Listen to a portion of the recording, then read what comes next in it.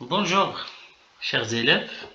Aujourd'hui, on va traiter l'exercice numéro 2 de la série que j'ai déjà partagée avec vous. Alors, on va essayer de la corriger. Ici, dans cet exercice, l'objectif est de déterminer une distance qui est dans cet exercice la profondeur de la mer, en utilisant un appareil qui s'appelle le sonar. Il est souvent mais souvent cet appareil il existe souvent dans les navires. C'est un composant essentiel. Voilà, donc un sonar, c'est quoi? Un sonar, c'est un appareil qui utilise les propriétés ou bien qui exploite les propriétés de la propagation des ondes ultrasonores dans l'eau pour détecter les objets sous l'eau, généralement.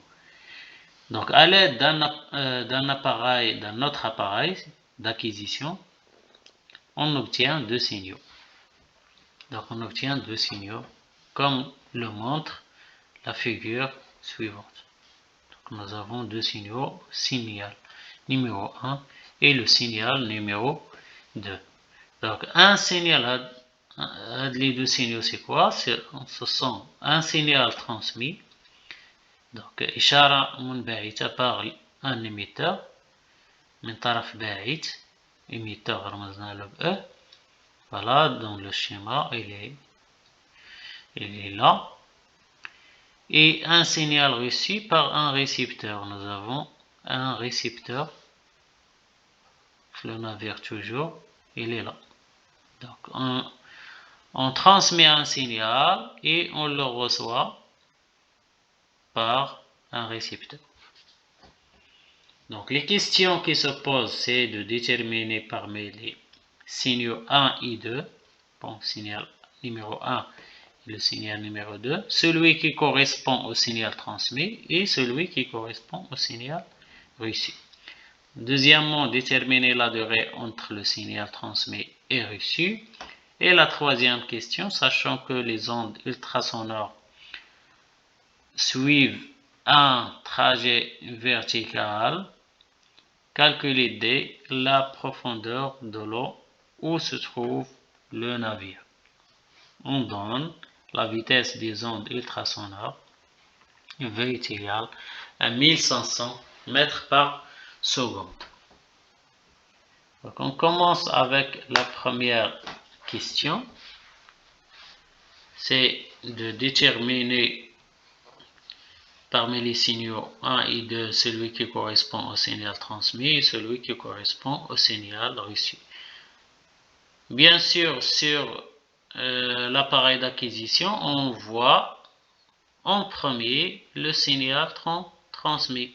On voit au premier le signal transmis. Et par la suite, lorsque l'onde va parcourir cette distance-là, elle va arriver au récepteur, c'est-à-dire le signal reçu. Donc, 1, il s'agit du signal transmis. Et pour 2, il s'agit du signal reçu par le récepteur, bien sûr. Ça concerne la première question. La deuxième question, c'est déterminer la durée entre le signal transmis et le signal reçu. Comment on va déterminer cette durée? On doit voir là où le premier signal a commencé et là où le deuxième signal a commencé, bien sûr. Donc, entre cet instant et cet instant, cet intervalle correspond à delta t, on va la noter delta t. C'est la durée entre le signal transmis et reçu. On ne doit pas prendre la fin du signal du premier signal avec le début du deuxième signal. C'est faux. Il faut prendre le début avec le début ou bien la fin avec la fin de chaque signal. Comme ça, on aura cette durée exacte. Donc, delta t, voilà, correspond à ça. Combien de divisions? Puisque ici, on a la sensibilité horizontale. Ça signifie que chaque division كتعني لنا 2 ملي سكوند كتعبر على 2 ملي سكوند. إذا إلا بغينا نعرفو لا دوغي خصنا نكالكيليو لو نومبر دو ديفيزيون dans cet intervalle. يعني عندنا هنايا 1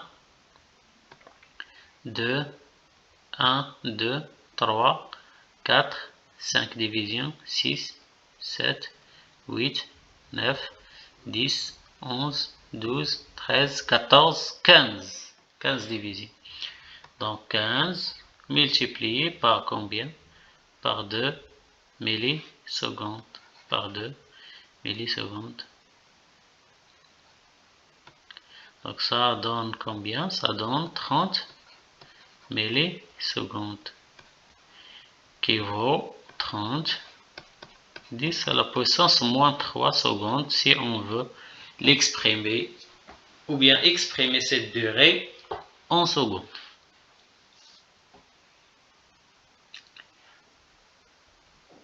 La troisième question. La troisième question, sachant que les ondes ultrasonores suivent un trajet vertical, calculez D, la profondeur de l'eau où se trouve le navire. Donc, خصنا نوجدو هاد la distance D,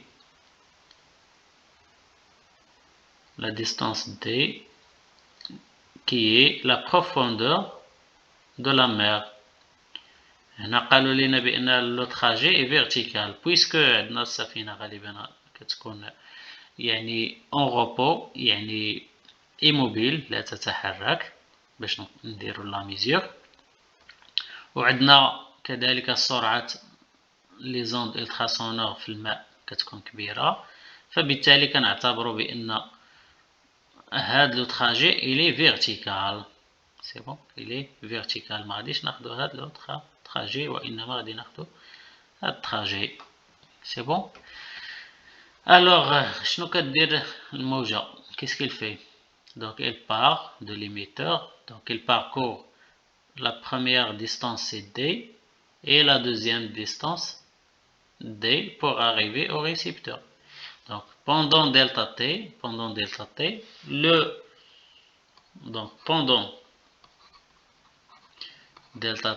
le signal a parcouru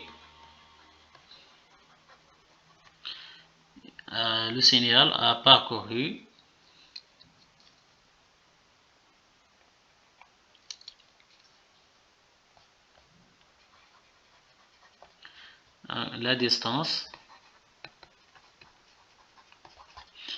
distance combien? Nous avons D et aussi D, c'est-à-dire de D. On sait que la vitesse est égale à la distance parcourue, اللي هي في هذه الحالة عندنا هي de D, divisé par la durée de parcours. Et bien ça nous donne que D est égal à V fois delta T. Donc delta T كتمشي لينا هنا وهاد دو غادي تنزل لينا قسمة donc sur 2. Application numérique 1500 fois 30 fois 10 à la puissance moins 3 divisé par 2, ça donne, si vous faites ça avec la calculatrice, vous trouvez 22,5 mètres. Ça, c'est le résultat de D qui est la profondeur. Donc la profondeur de l'eau ou bien la profondeur de la mer D égale à 22,5 mètres. Donc j'espère que l'explication vous sert et on se revoit dans la correction d'un autre exercice. À la prochaine.